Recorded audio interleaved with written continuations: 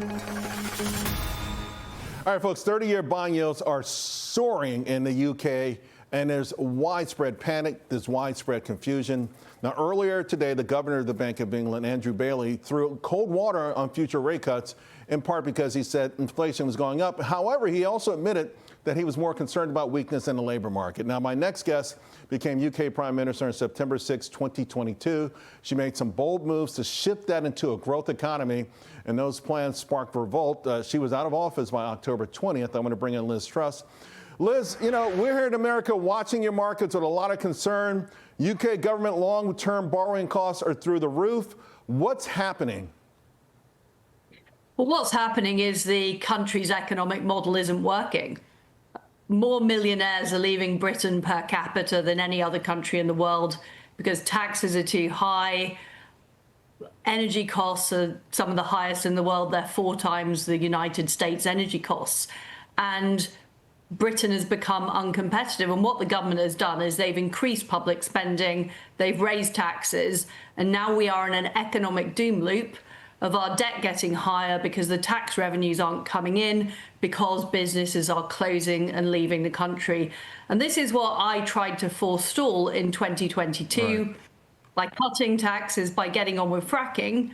But what happened at the time was I was sabotaged by the Bank of England, by the central bank, who sought to blame me for their failings to regulate the pension industry. So what we have now is we have the Bank of England backing the government because they believe in Keynesian economics, saying that even though the gilt rates are higher than they were back in 2022, that this is not a problem.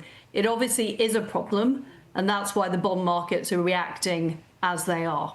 You know, it's so interesting because England, you know, was known for its welfare state for a long time. Enter Margaret Thatcher.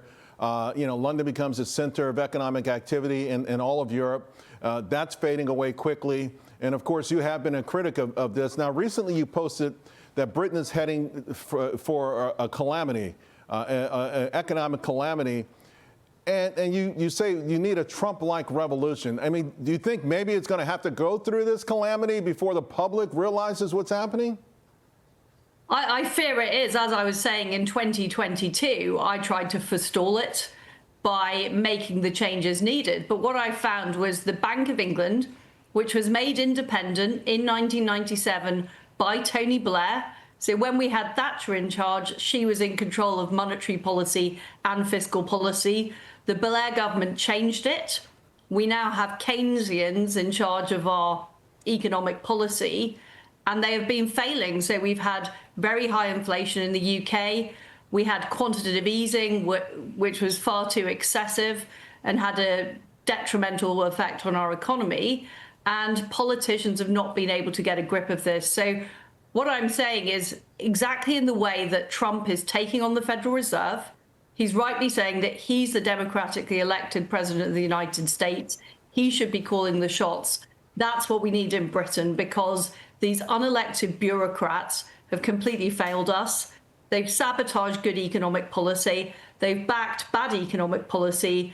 And now Britain is heading, like we were in the 1970s, for an IMF bailout. I think the only difference is that probably the IMF doesn't have the wherewithal to bail out the United Kingdom. So we are in a very serious situation. Yeah, you are. Hey, before I let you go, I want to kind of shift gears. One of the big stories also, and I think it goes hand in hand with the economic calamity there, because it's all, to me, authored by the establishment, is the loss of free speech in your country.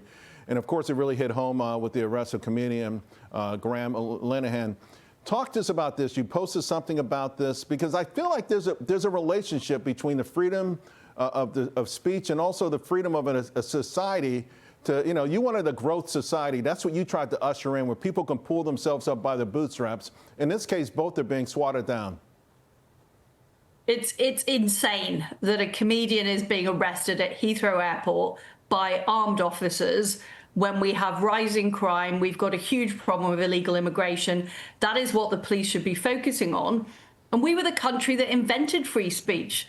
Back in 1695, that was where some of the ideas that the American fathers based their constitution on. And yet We have unelected bureaucrats again making decisions, unelected police officers, police chiefs, and making decisions to arrest a comedian for posting on the internet. It's insane. And what needs to happen in Britain is we need to get a grip of we need to restore our ancient liberties. We need to get rid of these laws that have hemmed in British people. Well, listen, you really are becoming becoming a force again, and not a moment too soon, I think, for you to get back in there. Thank you so much, former Prime Minister Truss. Thank you. Really appreciate it. Thank you. All right. So, folks, I'm going to pick up on